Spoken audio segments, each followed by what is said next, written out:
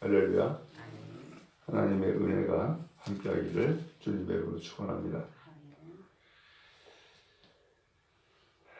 우리는 예수를 믿으면서 왜 이렇게 안 돼?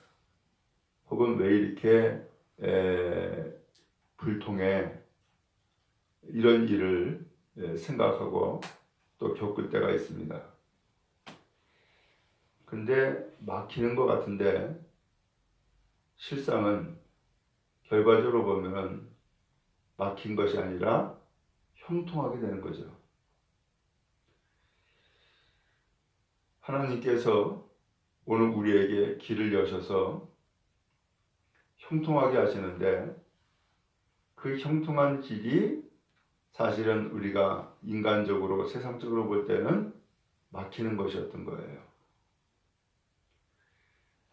바울이 그랬어요. 오늘 이 16장 말씀은 바울이 이제 2차 선교 여행을 하는 내용이에요. 그래서 1절에 보니까 더베와 루스트라에 갔어요. 거기에서 누구를 만나느냐 하면은 디모데를 만나요. 그래서 이 디모데와 함께 선교 여행을 가게 된 거예요. 이 디모데는 보니까 어머니가 유대 여자고 아버지는 헬라 사람이에요. 여기 유대 여자요라고 하는 것은 지금 우리 쉽게 표현하면은 이스라엘 사람이고, 그리고 헬라인이다라고 하는 것은 유럽 사람인 거예요. 오늘 이렇게 해서 디모데가 태어나서 자랐고, 그리고 이제는 이 더베와 루스드라에서 바울을 만나가지고서 바울과 함께 선교 여행을 떠나게 되는 거예요. 근데 3절에 보니까는 그 지역에 유대인이 있었던 거예요. 그래서 이 디모데에게 할례를 행하게 해요. 왜냐하면 그 아버지가 헬라 사람인 것을 알고 있기 때문에 복음을 전하는 데에 이것이 걸림돌이 되지 않도록 이 디모데에게 할례를 행하게 했던 거예요. 그리고서는 5절에 이에 여러 교회가 믿음이 더 굳건해지고 수가 날마다 늘어가니라. 지금 이 아버지가 헬라 사람이고 그 헬라 사람의 아들이 바로 디모데다라고 하는 것을 알고 있어서 그 지역에는 유대인이 많이 있는데 유대 사람들을 전도하는데 혹 이것이 걸림돌이 될까 해가지고 할례를 받게 했다는 거예요. 그래서 결국은 교회가 굳건해지고 수는 날마다 늘어갔다. 좋은 결과를 가져왔음을 보게 되죠. 결국 이렇게 헬라 사람의 아들이다라고 하는 것도 그것이 그에게는 복음을 전하는 데에 마이너스적인 요소 이것이 될 수 있었지만 할례를 받음으로써 그러한 부분들, 그러한 부족한 부분들 혹 그것이 복음을 전하는 데에 걸림돌이 되는 부분들을 해결을 하고, 그리고 교회는 더욱더 든든히 서가는 길을 갈 수 있게 되어진 것이죠. 또 한 번은 6절에 보니까 이 바울이 아시아에 가서 전도해야겠다라고 계획을 했어요. 여기 아시아라고 하는 것은 지금 우리가 사는 아시아가 아니라 터키를 얘기한 거예요. 터키를. 이제 거기에서 부르기아, 갈라디아 이런 곳으로 가서 전도를 하려고 그러는데, 그래서 7절에 무시아 앞에 이르러 비두니아로 가보자 계획을 했어요. 그런데 예수의 영이 허락하지 않는 거예요. 그래서 무시아를 지나서 드로아로 갔어요. 근데 그 드로아에서 밤에 환상을 본 거예요. 마게도냐 사람 하나가 나타나더니 손짓을 하면서 건너와서 우리를 도와라 라고 하면서 도와달라고 하는 환상을 본 거예요. 그 환상을 보고서는 바울이 작정을 해요. 마게도냐로 건너가야겠구나. 왜 그러냐면 하나님이 저 마게도냐 사람들에게 복음 전하는 줄로 생각을 했다라는 거예요. 그 환상을 보고서. 결국 어찌 된 거예요?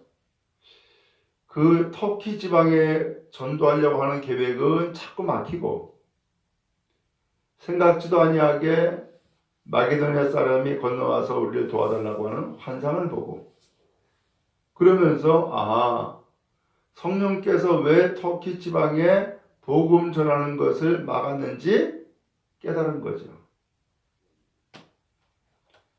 오늘 인간적으로 생각하면은 왜 내가 전도하려고 하는데, 왜 내가 이 터키를 복음화시키려고 하는데 왜 안 되는 거야? 왜 막히는 거야? 라고 생각할 수 있는데, 하나님의 계획은 터키가 아니라 유럽 땅이었던 거죠. 그래서 유럽 땅에 가서 복음을 전하는 계기를 만나게 돼요. 전도도 하나님의 계획이 있는 거죠. 전도도 하나님의 뜻이 있었던 거예요. 그 전도의 결실은 하나님의 뜻에 따라서 우리가 순종하며 움직일 때에 결실을 맺게 되어지는 줄로 믿습니다. 이제 이렇게 해서 바울이 드로아에서 배를 타고서 사모드라게로 가요. 그리고 네아폴리로 가고요. 그리고 거기에서 빌립보에 도착을 했어요. 이 빌립보가 마게도냐 지방의 첫 번째 성이라는 거예요. 근데 이곳은 로마의 식민지였어요. 안식일을 맞이했어요. 기도처소가 어디 있을까? 곧 기도할 만한 곳이 어디 있을까? 하고서는 기도처소를 찾다가 강가에 앉아서 모인 여자들을 발견하게 된 거예요. 그래서 옷감장사 루디아라고 하는 사람을 만나요. 근데 이 사람이 하나님이 만남을 작정한 사람이었던 거예요. 이 사람들에게 전도를 하는데 이 루디아라는 사람이 마음이 열린 거예요. 하나님을 섬기고 있었던 거죠. 바울이 전하는 복음을 듣고서는 바울을 따라요. 그리고 루디아는 본인과 그 집이 다 세례를 받아요. 그리고서는 이 바울에게 우리를 예수 믿는 사람으로 받아줄 그렇게 알거든 내 집에 들어와서 머무르라. 그리고서는 자기의 집으로 초청을 해요. 결국은 바울은 생각지도 아니하게 터키 지방이 아니라 바로 이 마게도냐 유럽 땅으로 가서 복음을 전하는데 루디아 만났고 그 집안 다 세례받고 그리고 또한 그의 집을 선교사가 거하는 선교의 처소가 되어지게 된 거예요. 어때요?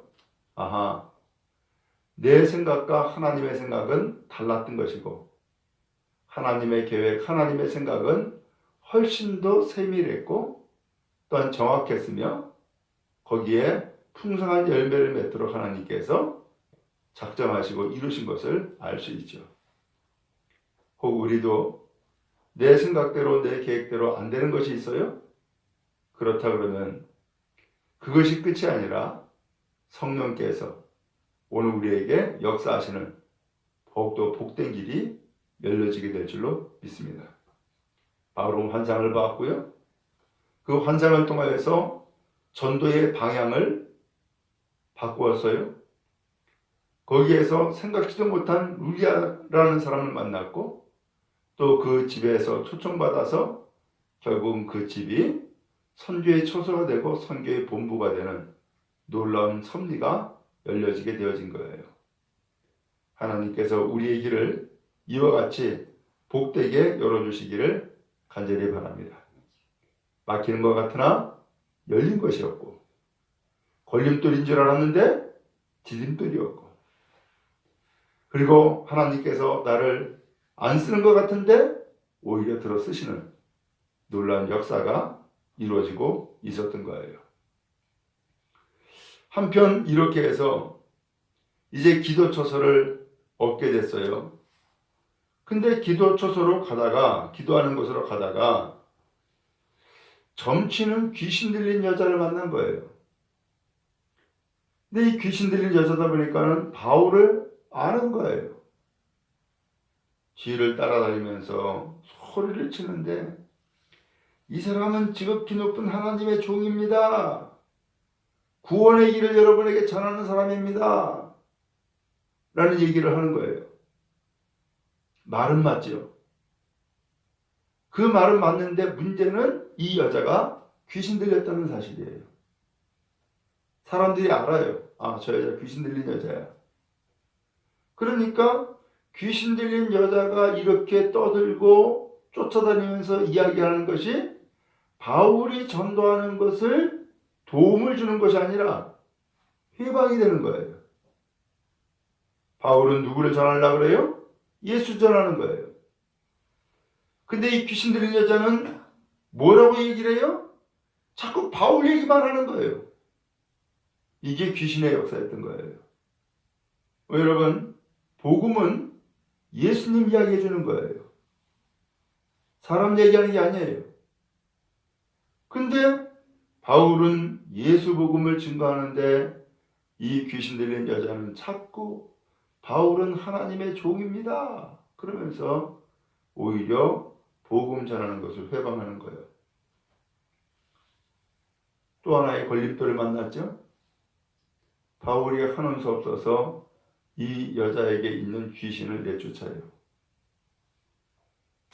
그래서 이 사람이 온전해진 거예요.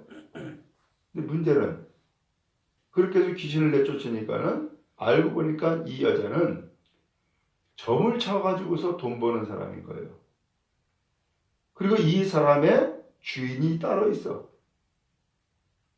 근데 이 여자가 이제는 점괘가 안 나오네. 돈을 못 벌었어요. 왜 그런가 했더니만은 귀신을 내쫓은 자가 있는 거예요. 바울이었어요. 그래서 이 바울을 고발을 해요.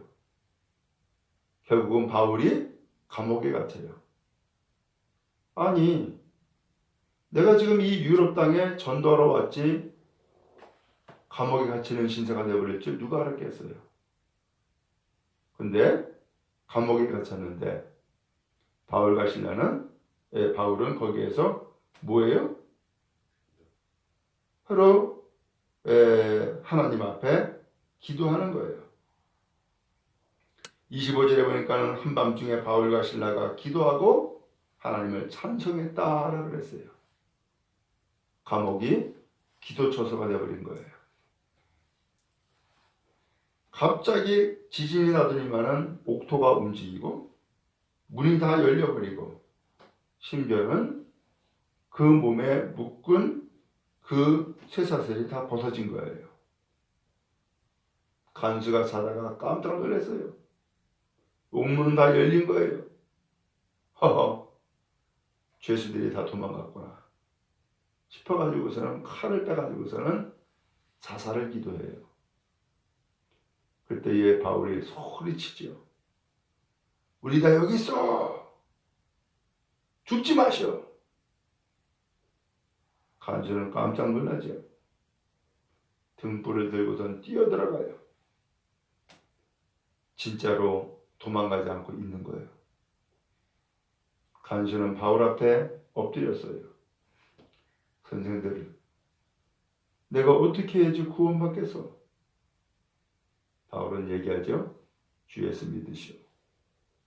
그러면 당신과 당신의 집안이 구원받습니다.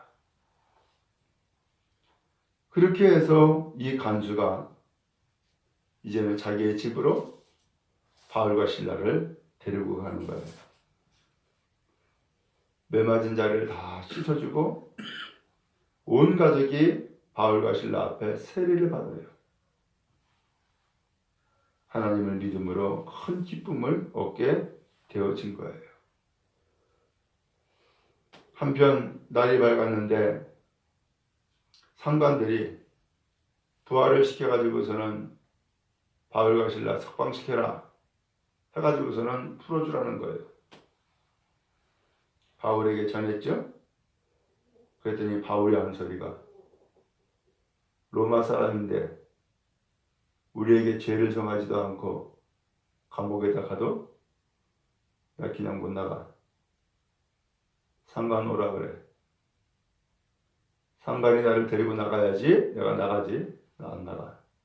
이렇게 된 거예요. 완전히 거꾸로 된 거죠. 이제는 로마 사람이라는 얘기를 보고했어요. 상관이 벌벌 떠는 거예요. 진짜 로마 사람이냐고. 그리고서는 감옥에 갇혔던 이 바울과 실라를 상관이 잘 모시고 그리고서는 나가시라고. 그리고서는 바울과 실라를 석방시키는 거예요. 이 이야기를 이제 감옥에서 나와가지고서 루디아의 집에 있는 믿음의 형제들에게 이야기를 해요.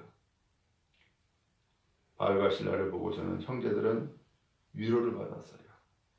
아, 하나님이 함께 하시는구나. 하나님이 오늘 우리를 도우시는구나 라는 것을 깨달아 알고 위로받았다 라는 말씀으로 맞춰져요. 보세요. 계속해서 걸림돌을 만났어요. 근데 알고 보니까 그것이 걸림돌이 아니라 디딤돌이었던 거예요. 자꾸 막혀요. 근데 그 막히는 것을 보니까는 막으려고 막은 것이 아니라 새로운 길을 열으려고 막았던 것을 알 수 있어요. 누구의 역사였다고요? 성령의 역사였던 거예요. 오늘 우리도 나는 이렇게 하려는데 왜 안 돼? 왜 문제가 생겨? 왜 안 되는 거야? 라고 할 수 있어요. 근데 그때에 하나님 앞에 귀를 기울이시기 바랍니다. 이게 하나님이 왜 안 되게 하는 건지, 그리고 내가 그러면 어느 길로 가야 되는지. 하나님은 우리를 향한 놀라운 계획이 있고 뜻이 있어서 우리가 인간적으로 판단하거나 혹은 하나님의 뜻과 거리가 있는 일들을 행할 때에 자꾸 막는 거예요. 그리고 하나님은 오늘 우리를 더욱더 복되고 새로운 길로 여시는 거예요. 그래서 하나님 앞에 의지하고 성령님께 도움을 구하고 나아가면 그 길은 복되게 되고 형통하게 되어질 줄로 믿습니다. 지금까지 바울이 이런 길을 살아온 거예요. 오늘 우리에게도 하나님의 선하심과 인도하심이 함께 하실 줄로 믿습니다.